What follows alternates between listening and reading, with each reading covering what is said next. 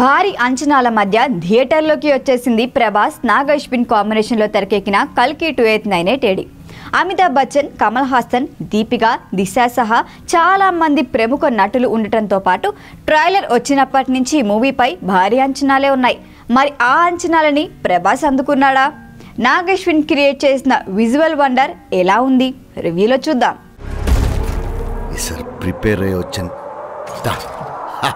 కురుక్షేత్రం జరిగిన 6 ఏళ్ల తర్వాత భూమి మీద కరువు విలయతాండవం చేస్తున్న సమయంలో భూమి మీద మొదటి చివరి నగరం అయిన కాశీకి క్యూ కడతారు అంతా. అక్కడి ప్రజల చూపంతా కాంప్లెక్స్ పై ఉంటుంది. స్వచ్ఛమైన గాలి, నీరు దొరికే ఆ ప్రదేశానికి వెళ్ళాలి అని ఆశపడుతుంటారు. వారిలో భైరవగా నటించిన ప్రభాస్ ఒకరు. కొందరు అమ్మాయిలను బంధించి ప్రత్యేక ప్రక్రియ ద్వారా గర్భం దాల్చేలా చేస్తారు. ఆ తర్వాత వారి గర్భం నుంచి సీరం సేకరించి సుప్రీం యాస్కిన్గా నటించిన కమల్ హాసన్ దగ్గరికి తీసుకువెళ్తారు. దాని పేరే ప్రాజెక్ట్ కే. ఇలా గర్భం దాల్చిన అమ్మాయిలంతా 100 రోజుల కన్నా ఎక్కువ బతకరు. కానీ సుమతిగా నటించిన దీపిక మాత్రం 100 రోజుల కన్నా ఎక్కువ బ్రతికి ఉంటుంది. ఆమె నుంచి సీరం సేకరించే సమయంలో అక్కడి నుంచి తప్పించుకుంటుంది. సుమతిని తీసుకొస్తే భారీ బౌంటీ ప్రకటిస్తారు.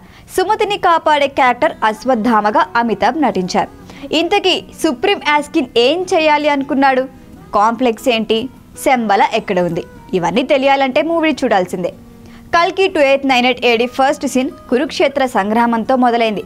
అశ్వత్థామ ప్రయోగించిన బ్రహ్మ శిరోనామకాస్త్రం ఉత్తర గర్భంలోకి వెళ్ళటం, ఆ తర్వాత శ్రీకృష్ణుడి శాపం ఇవ్వటం first scene.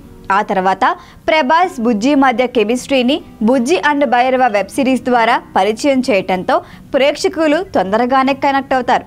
Prabhas comedy timing చూస్తుంటే మళ్ళీ బుజ్జిగాడిలో ప్రభాస్ని చూస్తున్నట్లు అనిపిస్తుంది. ఒక్కో పాత్రని ఒక్కో ప్రపంచాన్ని పరిచయం చేస్తూ ఫస్ట్ హాఫ్ కూల్గా తీసుకువెళ్లిన నాగ్ అశ్విన్ ఆఖరి అరగంట గూస్ బంప్స్ తెప్పించాడు.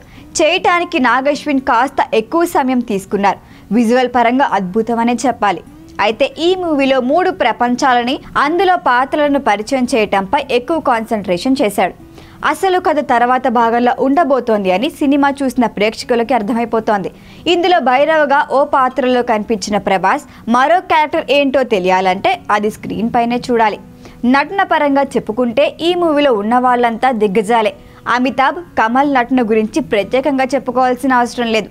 ఆరంభం అమితాబ్ అదరగొడితే క్లైమాక్స్లో కమల్ నటన కల్కి నెక్స్ట్ పార్ట్పై హైప్ క్రియేట్ చేసింది. ఇక ప్రభాస్ ఎనర్జీ, కామెడీ టైమింగ్ కట్టిపాడేస్తుంది. మిగిలిన వాళ్ళంతా వారి క్యారెక్టర్స్కి న్యాయం చేశారు.